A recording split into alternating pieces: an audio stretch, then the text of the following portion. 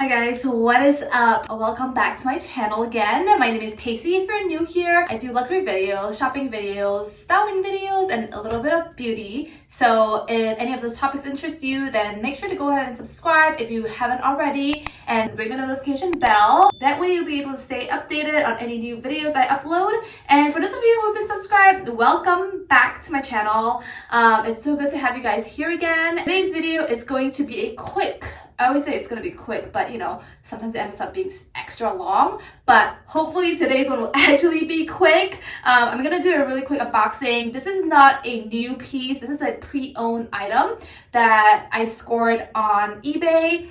And I will also go over with you guys the different authentication methods that I like to go over when I use eBay. So I don't want to say it's like tips and tricks, but yeah, I guess like just a little bit of advice for when you do shop on any websites that are not direct from boutique.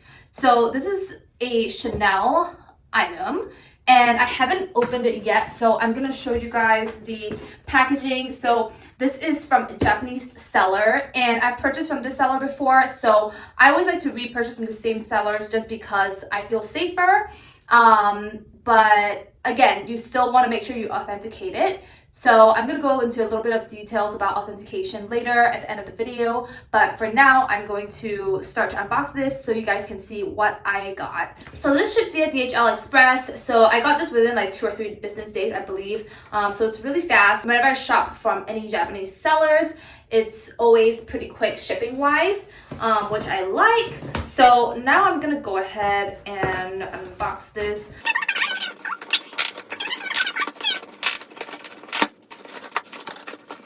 Okay, so let me show you guys how it's being packed. Okay, so unfortunately not the most environmentally friendly. I really don't like it when they pack it with bubble wrap and especially not styrofoam, but it is what it is.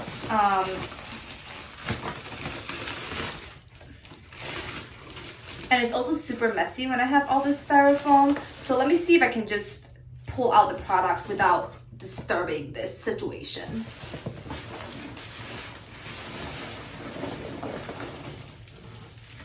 Alright, so again, it is in this other bubble wrap. And it actually does come with a dust bag, which I'm impressed by because I don't believe in the listing it showed that, you know, there was going to be a dust bag. So I am pleasantly surprised. And one thing I'll say that I like about these Japanese sellers is that in the listing on eBay, they usually describe the item to be worse than it actually is. You know what I mean? They're really good at managing expectations. So every time I purchase from Japanese sellers, I tend to end up being pleasantly surprised whenever the item arrives because, you know, they'll say like, oh, it's like in fair condition, which sounds bad, and you receive it and it's actually like literally like very good condition. So it's not always like that, but I would say like 90% of the time it is. That's what my experience has been. Okay, so now removing the bubble wrap. This is the dust bag. And are you guys ready? It is the Chanel small Deauville tote. To be very honest, I was expecting this to be a little bit bigger. I don't know why. I was expecting the extra large, like I guess I was expecting it to be like this big, but this was why it was like cheaper than what I've seen on the market. There's a lot of fraying on this specific like this grommet, I think is what it's called. But honestly, like it feels still pretty sturdy.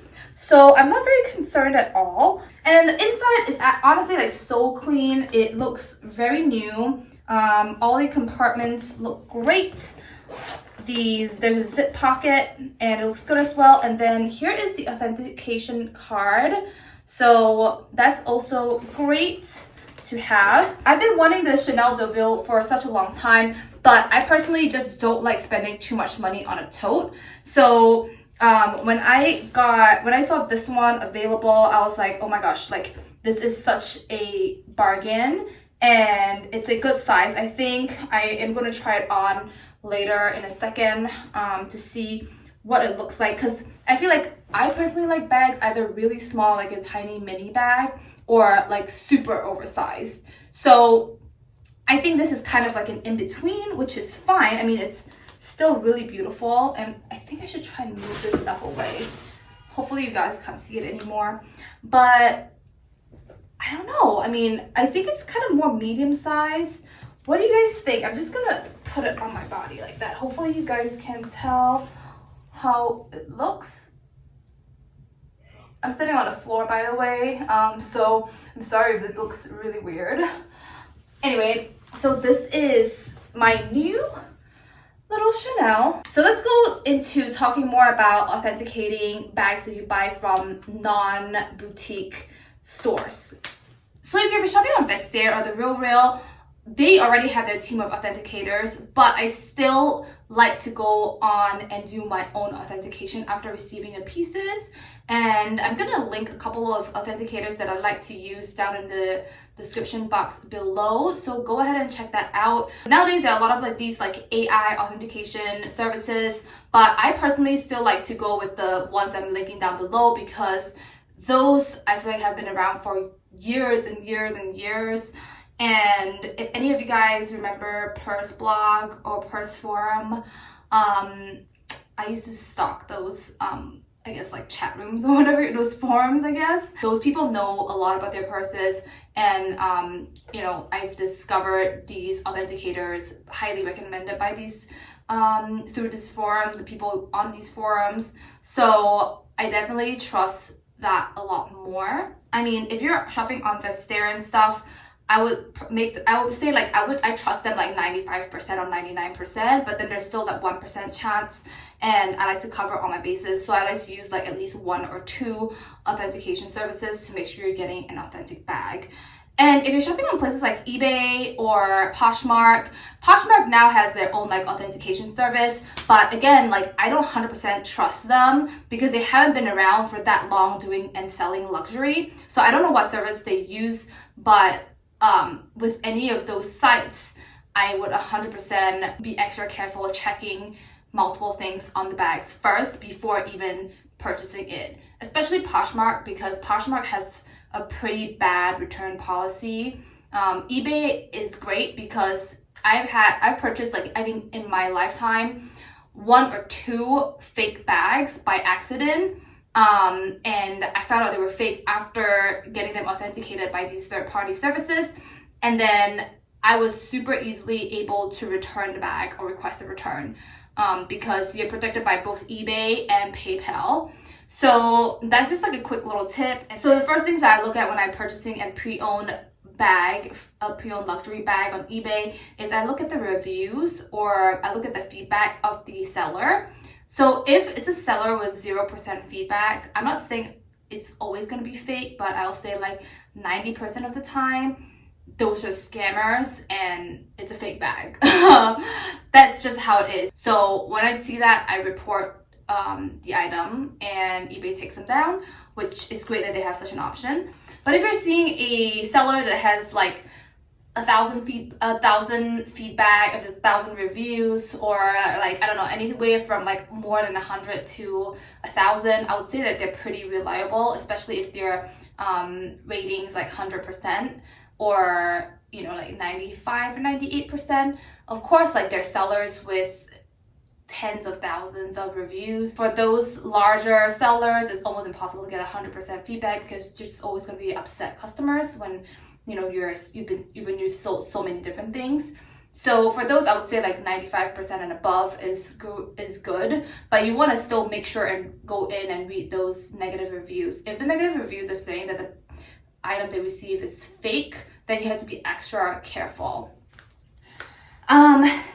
Anyway, assuming that you found your seller and, you know, they seem legit and their feedback and reviews are great, then, you know, go ahead and make the purchase. And I always make sure to purchase via PayPal just because I get double the protection. You know, I've never had any issues with eBay, but I just like to make sure that you know, I am covered twice.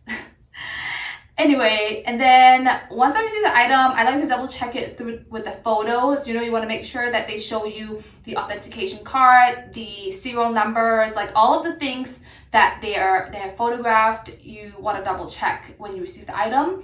And then after that, you then take pictures, or if you live near like one of these places where you can bring a bag in to get authenticated, then you can do that too. But most of the time you take pictures of specific parts of the bag, and they'll tell you if it's authentic or not.